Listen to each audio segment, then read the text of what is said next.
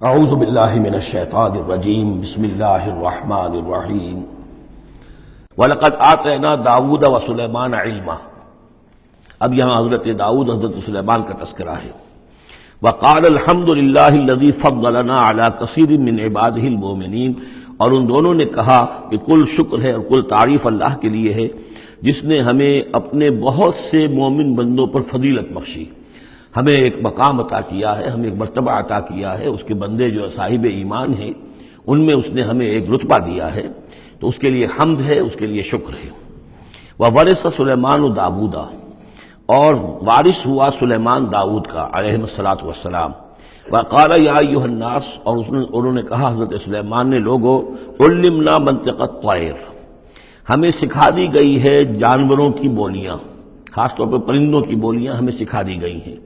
وَأُوتِینَا مِن كُلِّ شَیْءٍ، اور ہمیں اللہ تعالیٰ کی طرف سے ہر شے عطا کر دی گئی ہے۔ ان ھذا لہو الفضل المبین، یہ اللہ تعالیٰ کی طرف سے عطا کردہ بہت بڑا فضل ہے، بالکل روشن اور واضح۔ وَحُشِرَتْ لِسُلَیْمَانَ جُنُودُهُ، اور جمع کیے گئے سلیمان کے لیے، یعنی ان کے معائنے کے لیے، ان کے تمام لشکر، من الجن والانس والطیر، یہ لشکر جو تھے جنات کے بھی تھے، انسانوں کے بھی تھے اور پرندوں کے بھی تھے۔ فَهُمْ يُوزَعُونَ، تو ان کی جماعتیں بنائی جاتی تھی، ان کی بٹالینز وغیرہ، ان کے علیحدہ علیحدہ جو ہے گروپ بنائے جاتے تھے۔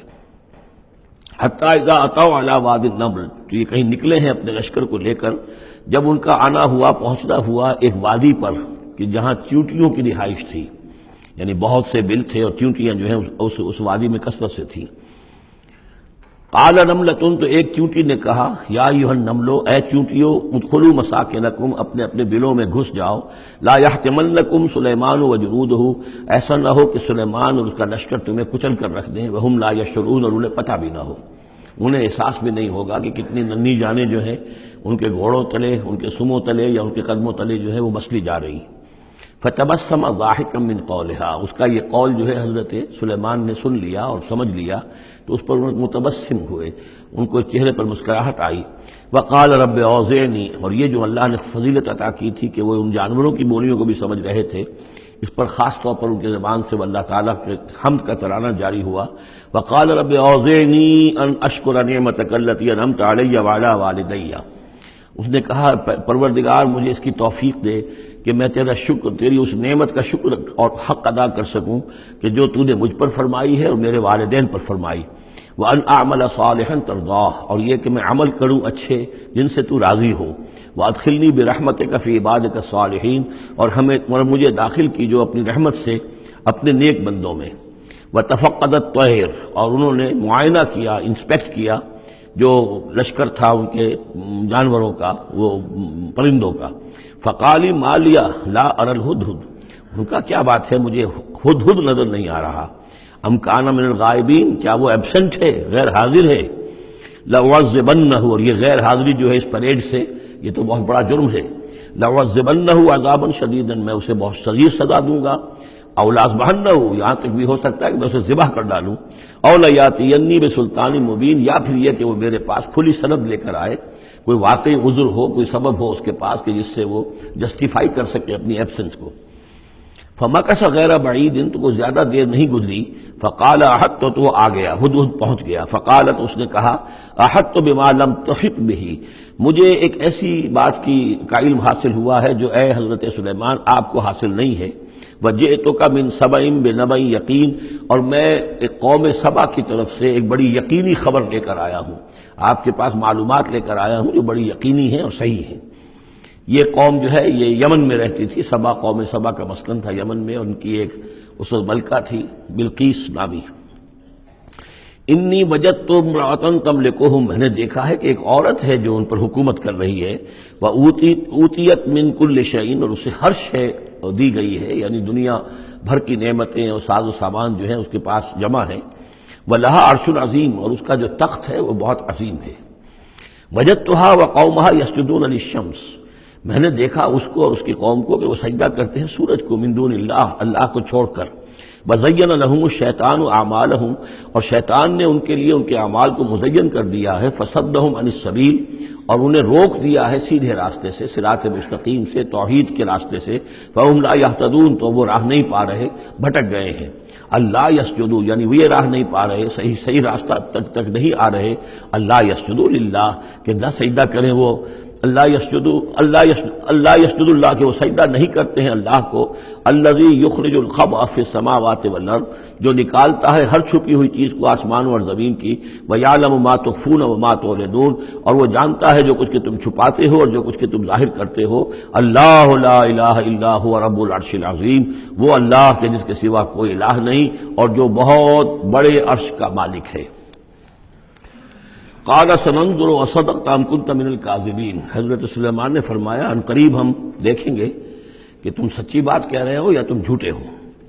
یعنی تم نے جھوٹ موٹ کا بہانہ بنایا اپنی غیر حاضری کے لیے یا واقعتاً تم صحیح خبر لے کر آئے ہو۔ اذهب بکتابی ھذا، میرا یہ خط لے جاؤ، فالقہ الیہم، یہ وہاں ان کے اوپر جا کر ڈالاؤ، ثم تول عنہم، پھر ان سے ذرا ہٹ کر دیکھو، فانظر، ذرا اس سے پیٹھ موڑ کر ایک طرف کو ہو کر وہاں منتظر رہو اور دیکھو ماذا یرجعون، کہ وہ کیا جواب دیتے ہیں۔ قالت یا ایھا الملأ انی القی الی کتاب کریم، اب یہ خط لے گیا ہے ہدہد اور اس نے جا کر پھینک دیا ہے، وہ شاید ملکہ کی خوابگاہ میں پھینک دیا ہو۔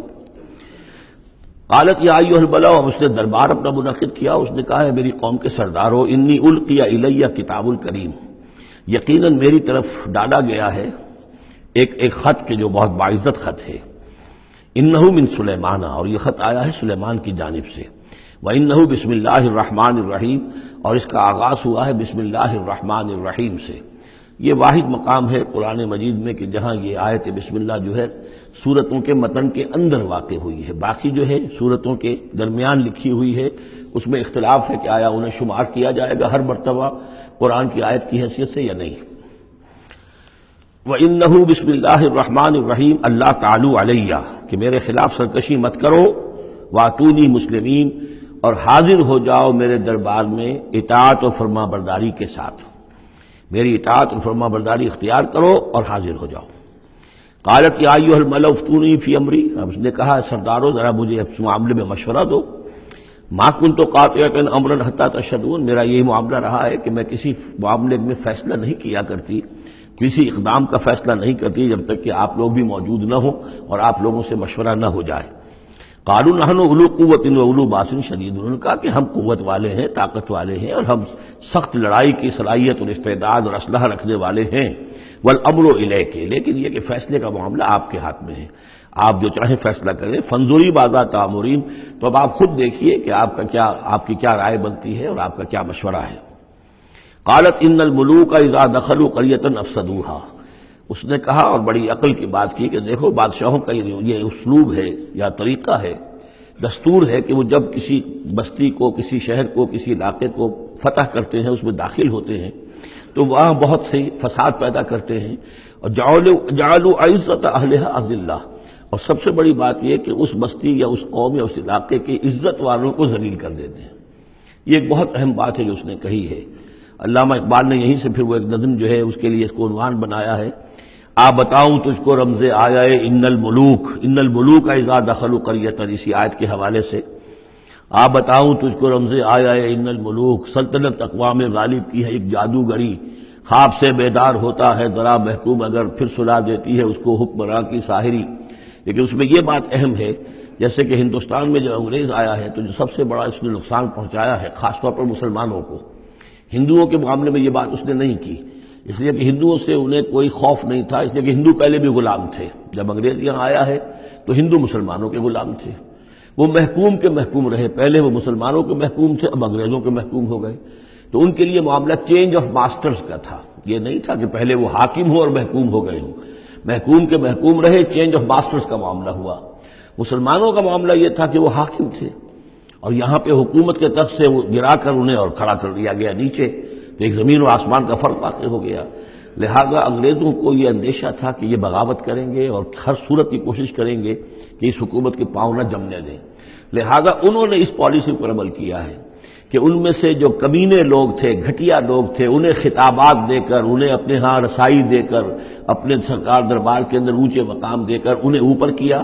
اور جو شریف تھے جن کے اندر کے عزت نفس تھی انہیں نیچے دبایا۔ تو یہ بات بہت اہم ہے کہ کسی بھی حکمران قوم کہیں پر اگر وہ قابض ہو جائے تو اس کا یہ طریقہ ہوتا ہے، جیسا کہ ہم پڑھ چکے ہیں سورہ یونس میں کہ حضرت موسیٰ علیہ السلام پر بھی ان کی قوم کے کچھ چند نوجوان ہی ایمان لائے کھلم کھلا طور پر، وہ ڈرتے تھے۔ علی خوف من فرعون و ملئہم، ان کے اپنے سردار جو تھے وہ چونکہ ان میں سے کسی بحثوں کو انہوں نے اپنے دربار کے اندر جگہ دے رکھی تھی، لہذا وہ بھی گویا کہ اپنی قوم کے خلاف کام کرتے تھے فرعون کی وفاداری میں۔ جیسے ہمارے ہاں یہ خطابات یافتہ طبقہ جو انگریز نے بنایا تھا، یہ در حقیقت گویا کہ ایجنٹ بن گیا تھا حاکم قوم کا، اور یہ محکوموں کی جاسوسی بھی کرتا تھا اور محکوموں کو دباتا بھی تھا۔ قالت ان الملوک اذا دخلوا قرية افسدوها وجعلوا اعزة اهلها ذلہ، بادشاہوں کا معاملہ یہ ہے کہ وہ جب کسی شہر کو کسی بستی کو فتح کرتے ہیں اور فاتح کے حصے سے داخل ہوتے ہیں تو فساد مچاتے ہیں وہاں، اور یہ کہ وہاں کے جو عزت والے لوگ ہوتے ہیں انہیں ذلیل کر دیتے ہیں۔ وَكَذَلِكَ يَفْعَلُونَ، اور یہ ان کا طریقہ ہے، وہ یہ کرتے ہیں۔ صدق اللہ